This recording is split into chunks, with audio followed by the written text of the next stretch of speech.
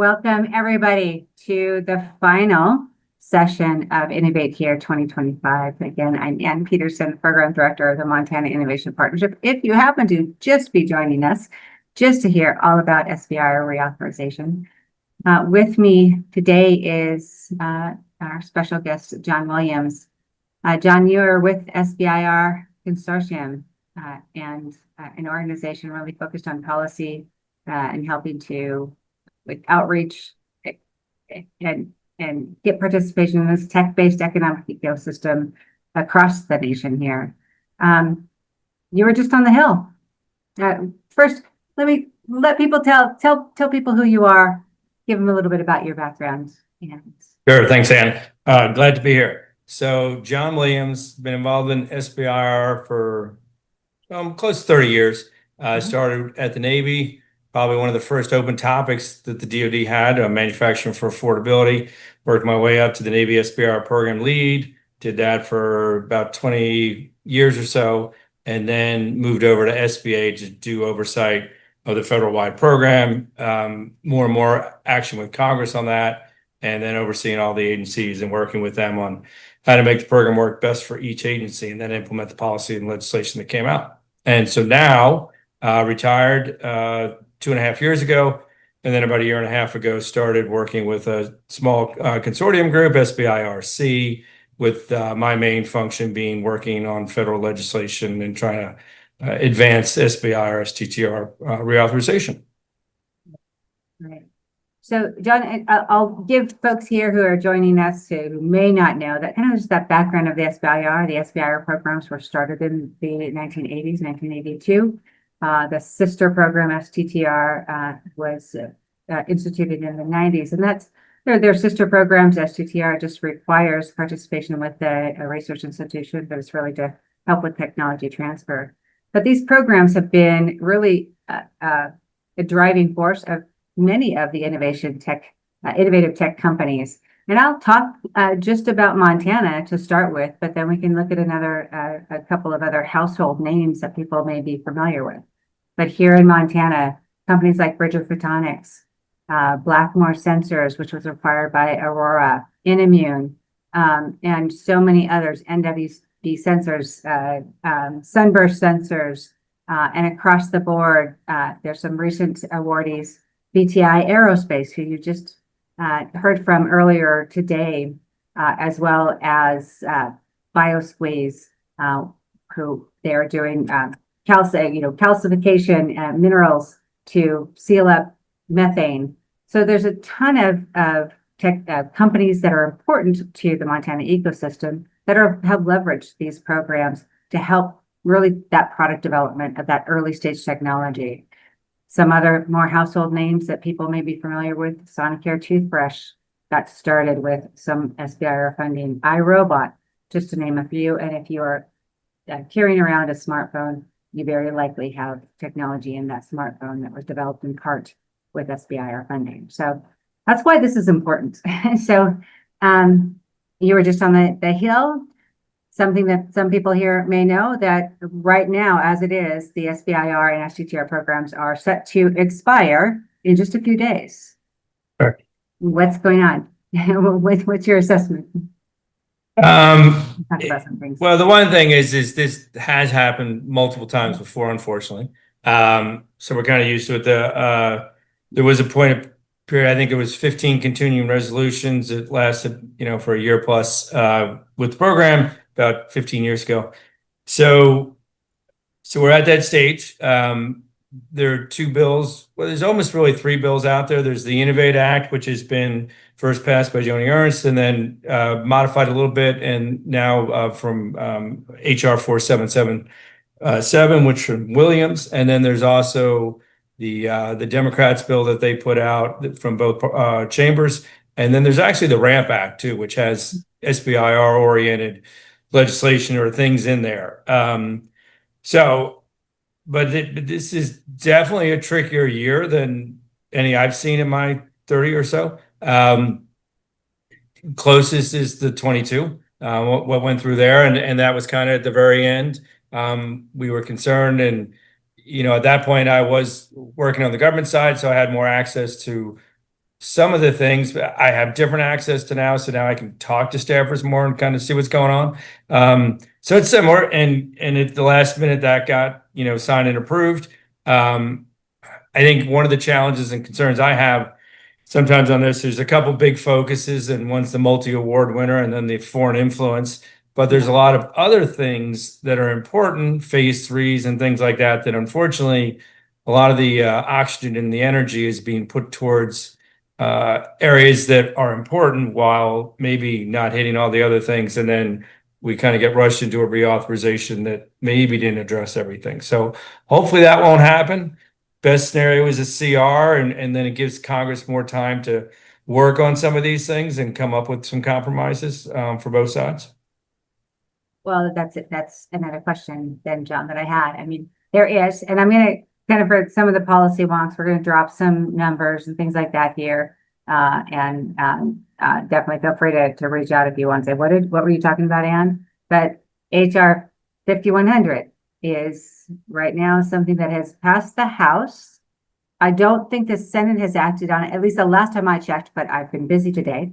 Okay, nothing else has happened. So HR 5100 was brought by Representative Williams out of Texas. Babin, Loughran, and Velazquez. Yeah. So that was passed by both House and Science, Republican, Democrat, but just the House, and it passed the House floor. So then it got transferred over to the Senate.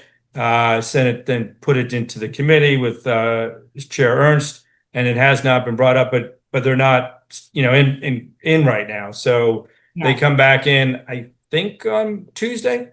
So the reality of getting that through the committee and onto the floor, there's some other ways to do it, but in that short time is unlikely. So that scenario, I think, would be a gap. And then I know there's issues with that. Senator Ernst has said she would not support a clean 1 year. She wants some things in there.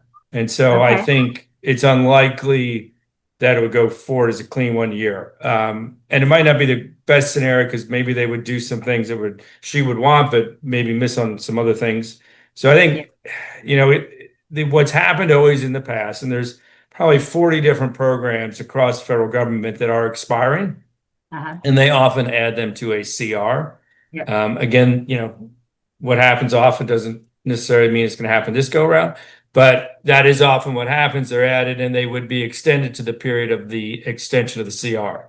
And the two dates they're talking are kind of end of November or maybe a January CR.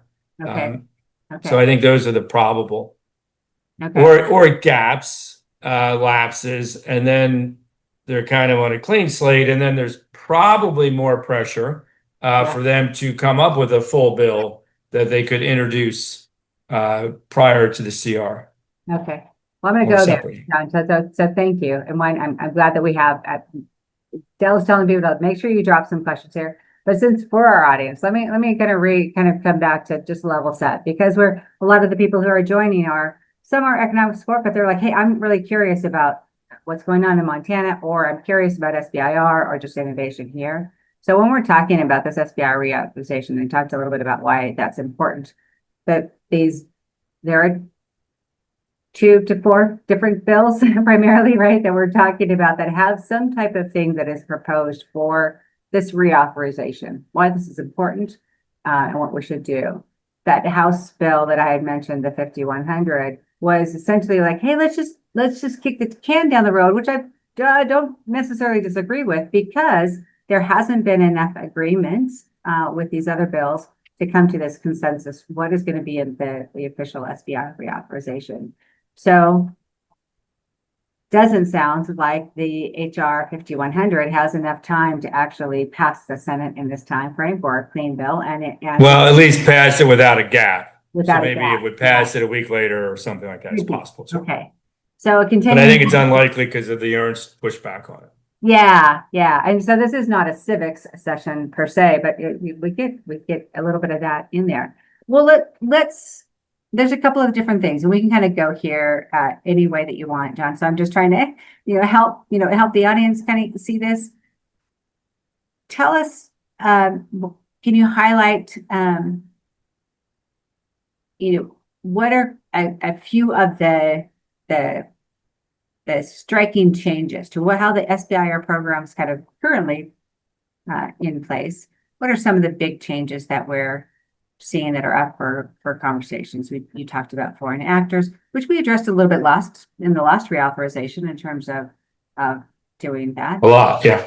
Yep. We talked, there's information proposed about the size or the amount of money that a small business can have, things like that. So tell us a little bit more about some of the key things that people should be thinking about or considering. And we'll talk about what we should do down the road, but right. Yeah, I mean, the reality is there's a lot of things in the bill, in both bills, if you add them all up. So it's kind of hard to pick. So let's, I think, maybe start with what are the ones that are kind of the focus, the most controversial. And the one big one is multi-award winners. Yeah. And it's an issue that the Hill, I believe, really does need to deal with.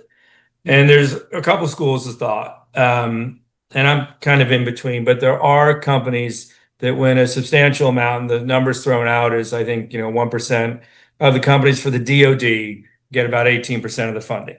Now, where I think it's a little messy is some of those companies do commercialize at a very, very high rate. So they're a decent sized company. They've gotten a lot of awards. It might be 200-300 people, but they are really commercializing so maybe only 10% of their revenue comes from SBIR, maybe even less. There are other companies that it's greater than 80% of their revenue comes from SBIR. And so the question is kind of, was SBIR intended for research sake, or is it intended for commercializing, transitioning, kind of seeding companies and then getting them to transition that technology, whether it's military or private sector? I believe that the commercialization element of the SBIR program is an important one. And I do want to see companies transition. And again, they're really looking at only measuring once a company has 25 phase twos. So this is a company that's had a lot of awards. And if to me, they're not generating revenue from outside of SBIR at least a 1-to-1%. So one of the benchmarks that is being discussed is potentially to say, hey, a 3-year average over the last 3 years, if the company is at least for every dollar of SBIR STTR, they've generated a dollar outside. If not, then they are banned from putting in proposal for at least 1 year until they actually exceed that mark. The thing that was in the Ernst bill, well, actually in both, in the Ernst and Williams bill, is that they would cap companies. So after $75 million in SBIR STTR investment, you are out of the program. And then if you do more than 40 million per year, you are out of getting new phase ones. And my concern over that is I think there are, like I said, some of these companies that are larger. They've been around the program for 25 years, but they are commercializing. We should maybe those are good companies and they're doing what was asked, especially with the DoD. And this mainly is a DoD issue. And those that aren't, though, absolutely should be moved out so there's room for others. So I think that's the big debate of where you kind of fall in all that. And I think, some companies have a hard time. It's like, wow, if, companies that are newer, like that seems to be a lot of awards.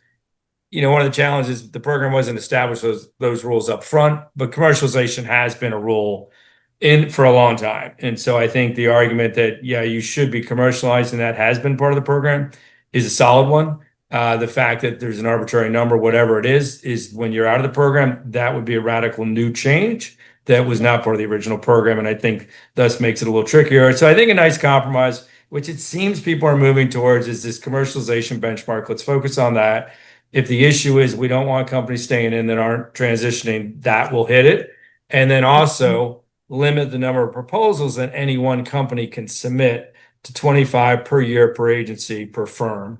Don't they complicate it a little bit? I think they talk about a number of PIs, only 1 per PI per proposal, 3 per firm. I think you just make it clean and 25 per company. That will really solve a lot of problems because some companies are submitting hundreds of proposals, and those companies that are well manufactured, kind of have large proposal shops can do that, and that's not really what the program should be. And I think that gets away from a level playing field. So I think that in itself will make a big difference. And it'll also focus companies on, because I like to see change of behavior. If we say, hey, we want you to focus on projects you can commercialize, then they won't have an excuse. They need to go after the right topics and they need to commercialize them, and they can't just do phase 1, phase 2 and go on to another one. Yeah, yeah. So that's yeah. probably the biggest controversial one that I don't think is really that far away, but certainly is one that's, sucking up a lot of the oxygen. Yeah, it really has. And I think that this is, we're not originalists, right? I mean, I think that the SBIR program should evolve. That's Right. certainly fair enough, right? But I think the conversation like, oh, well, they're not doing this, like, well, the rules maybe weren't that way per se. But it's okay for us to say, hey, we need a shift because here's the trends that we're seeing. And no, I agree. I completely agree. It's not for folks of you who are interested in Montana. It's really, I don't think any of our firms are really hitting that area. But there really are, most of them are a handful of SBIRs that really help them gain that traction so that they can go either onto federal acquisition if they're doing DoD and or the civilian market space. That's really what this is intended to do, is that really leverage that product development for that. So, okay, let's jump to foreign influence. So that's an area that I'm the most concerned about, just in the sense that, the threat of China is real, and it's important that we work with companies to make sure that we are helping them protect their IP, and that they understand, how foreign actors work. Right. And I think actually what was developed by Senator Ernst in 2022 and implemented, has gone a long way, and I do believe it's working well. There's some questions about, if a company is flagged, meaning they've answered a question that they had some kind of relationship with a person, maybe a company, from one of the what they call foreign countries of concern, China, Iran, North Korea, things like that. They have to identify that, but that doesn't mean that that's necessarily national security risk. It just meant maybe they worked with that person when they were at the university on a joint paper. And then, different technologies have different levels of risk to national security. So I thought the 22 legislation is good. I think it needs more time to really kind of play out. The new legislation is complicated to understand. It adds a lot of different new lists, and so the challenge. And then there's a language parts in there that says if a flag is basically raised, that the agencies can't talk to the individual company, they just have to reject the proposal, and then afterwards they could talk to the company. And that's kind of what NIH is doing right now, and it's not going over well because, again, a lot of companies don't fully understand it, and sometimes we're finding that the issue that was raised really isn't a risk, or maybe even a mistake by the government. So I think having that engagement, which is what the DoD does, and they've been able to help companies, because a lot of times maybe a company, it's wrong, or they had something they need and they want to know about it, and now the DoD is able to help them, remove an investor, remove a person, remove a subcontractor they're working with. Usually it's those things that are kind of pretty outside and it can be easily resolved. So I think that's important. And so that's one of the changes I'm looking for and pushing in the legislation. And it's an area that a lot of people first read over and they're like, well, this is just what was in 22. But really, if you dig into it, it's a lot more. And then it has clawbacks, and you can't sell to countries for 10 years, 5 years for even non-NATO companies. Countries like Vietnam and groups that we do normal things with, even if it's an ITAR, approved. So I think they're working in the right direction on that. The intent was, hey, we got to do as much as possible. And one of the things I think was missed a little bit was, once that company gets an award, make sure the government's working with them to give them cybersecurity, protection, to potentially kind of work with them and make sure. And some agencies do that, others don't. But that's an important area because we want to protect everybody's IP, so it doesn't happen. But that's an area I think it's real important to look at, and it'll be interesting to see where they come down on that part of the bill. Do you think that there is sort of a consensus on the Hill in terms of that factor, like people are and I'm not trying to get political here, but on both sides of the alley, do you think that they're of the aisle, or do you think that they are uh, that issue is okay? We can agree on that because I think that I think it's a really hard one because yeah, it sounds like, I mean, again, I think everyone agrees we've got to protect against China and yeah, things like that. The question is, so my concern is kind of also if you add, because it adds like 30 countries and multiple lists that are even hard for government, to kind of track and they change all the time. If we make it too hard, but it also means that the government has to evaluate all these companies on that. So that's a lot of time and effort where you really want them to focus on the countries of concern and government has less resources, they're downsized. yeah, So I have concerns that I think it might actually create a higher risk yeah, if we broaden ourselves too much. And then again, I think it's important that we're working with these companies and put resources towards that. So as they get the technology and start to develop it, that's when we really want to make sure we understand what technology, we understand who the threat is, how critical it is, and we put the appropriate resources on those companies to make sure that they know how to protect their IP. yeah, yeah, yeah, And so, it's one of those tricky, it's not there yet. And so they don't like to, and they're not talking about it enough. So I don't know what's going to come out. yeah, And so I am, that's why I'm concerned about it. I think it's an yeah, important area that we just, but it's important to make it the law because once the law is written, the agencies have to follow it. And so the small mhm, businesses. right. Yeah. And it would And be, it's new bills, new language kind of. yeah, I mean, those are big burdens too. I mean, for wanting to not have extra burden on things. Some of this, keeping these things as clean as possible. However, that's an important issue. Like, we don't Right. want our tech in the hands of bad actors, but how do we do that? Tell me, there's a couple of things that I know that we have a few more, handful more minutes here. So I wanted to make sure that we talk about some of these critical aspects here. I mean, when you're some of the bill the things are also proposed, but there's some different things that will happen. And I think what right now the best thing that's going to happen is maybe a CR that we're going to see something. We'll ask a couple of things. Things that I'm seeing also in there are from a rural state. Focus on some of the rural states Yeah. or increasing participation from those. What are your thoughts on that? Yeah. So I think and I'll try to hit some of these quicker with time, but the phase 1A program Yeah, makes sense concept wise. Having the agencies executed, I think is not going to work because what I'm afraid of what will happen, especially with fast funding being reduced so fast as the amount of money that goes to the states like yourself, that money's been reduced.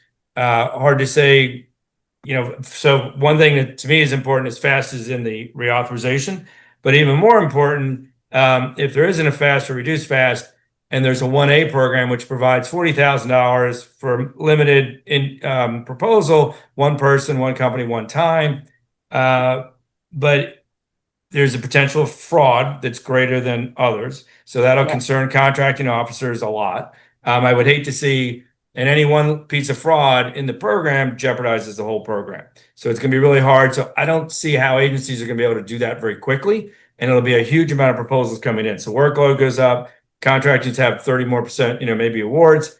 And so I think it really fits well in with FAST because if you do it right now, I would think the top 10 states are going to get even a higher percent of the 1A programs because those places just know about SBIR and they have a lot of people that can just churn out proposals.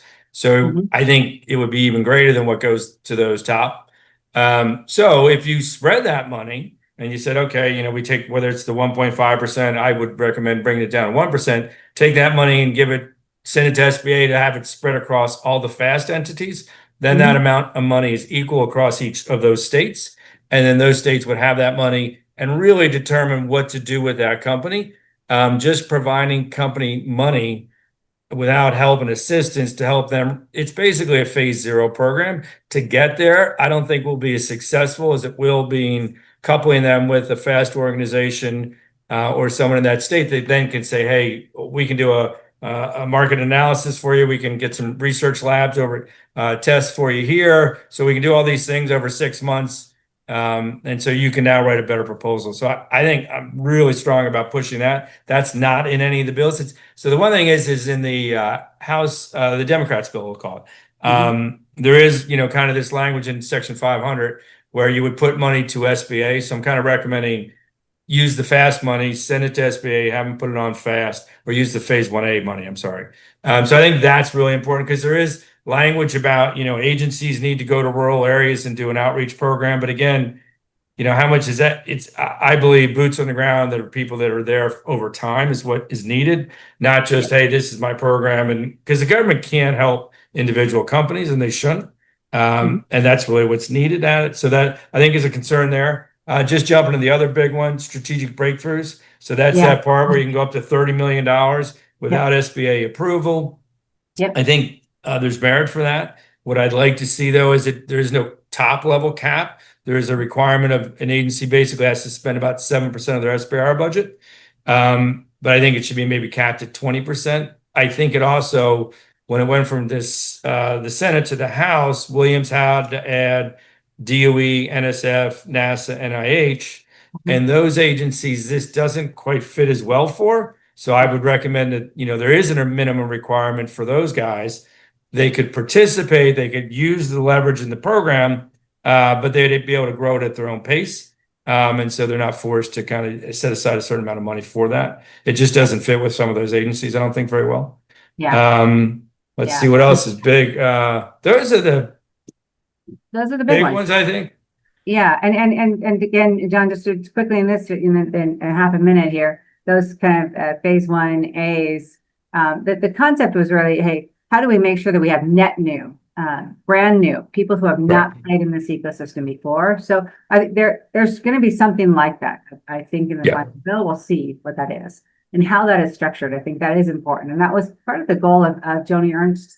Really, like, hey, I'm in Iowa. How come we're not getting these? And it's not just a matter of making sure that the people are more competitive at getting these. It's how do we kind of make this fair without eliminating competition?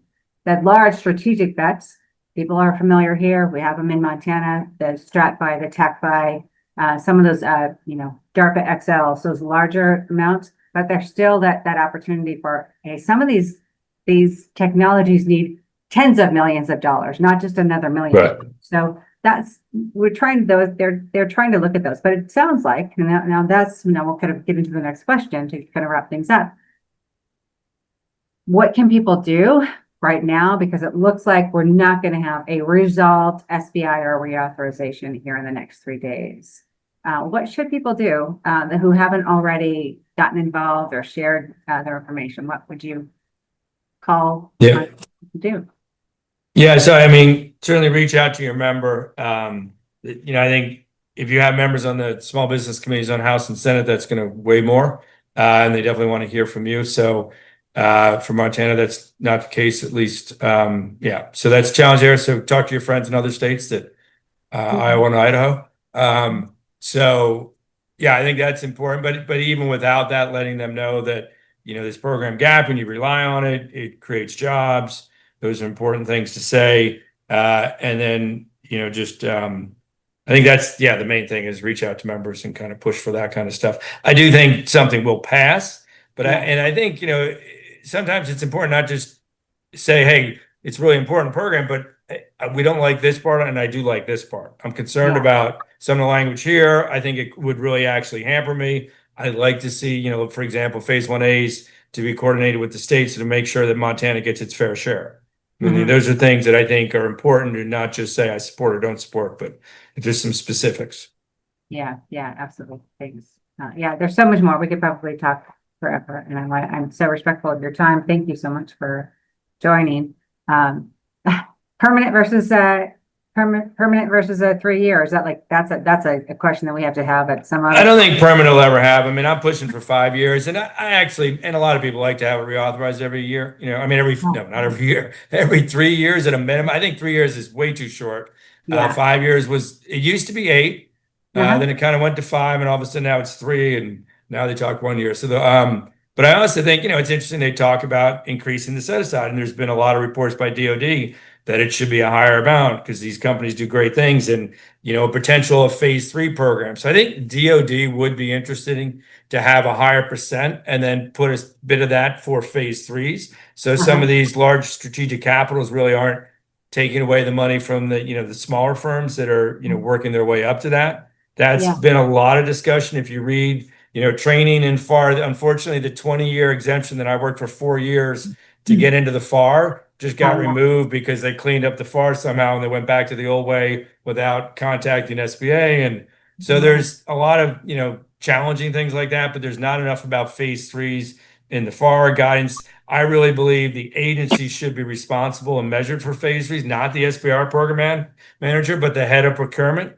They should be like, what are you doing on phase 3s? Have you trained your contracting officers? Have you taught them what this is? This is how you're supposed to use it. That's actually one of the biggest problems, and it's touched on in the Democrats' bill and the ramp bill, but really not to the extent I'd like to see. So any of that getting swept forward, and I think that's those that have had problems getting phase 3s understand it when they talk to a contracting officer, and they're like, I don't know what you're talking about. Down the FAR. Yeah, exactly. No, well, there's I started the conversation. Thank you, John, for joining. I don't see any questions. Any questions in here on the Dell in the Q&A? Nothing at the moment, but no, nothing has come in, Ann. all right. I know it's because it's a huge topic, but I really appreciate your time just to help, because we have a mix of people in the audience here, people that are experienced SBIR awardees, people that are just kind of exploring is this a path for us. But I think that this is really an important thing for us to be talking about. Sure. And yeah, I'll put more out on LinkedIn, but my email is sbrjohn@gmail. If I can help, but get, your voice matters. So go out there and and how can they, I was going to say, how can they contact you and the organizations that you're working with that, yeah, so it's best to just probably email me direct at SBIR okay. SBIR John. Yeah, at Gmail. All right. Thanks, John. I appreciate it. Wait, SBIRjohn@gmail. Yes. Yes. All right. Sounds good. Appreciate it, man. You're doing a great job there. I appreciate all you do. Hey, thanks so much. We do as well. And Dell too. Yeah, and Dell is, I'm so happy to have him on the team. He is great. So folks, this wraps up our fireside chat, sort of virtual fireside chat with John Williams. Wraps up today's events, Innovate here, 2025 here. Kind of really highlighting what's going on here in Montana. But I hope that if for those of you who joined from outside of our region, hope that you learned something. Feel free to call me up if you want to check about moving here. But the goal is that you have the resources of the community to really be successful with your SBIR journey. And with that, have a great afternoon. Thanks, John.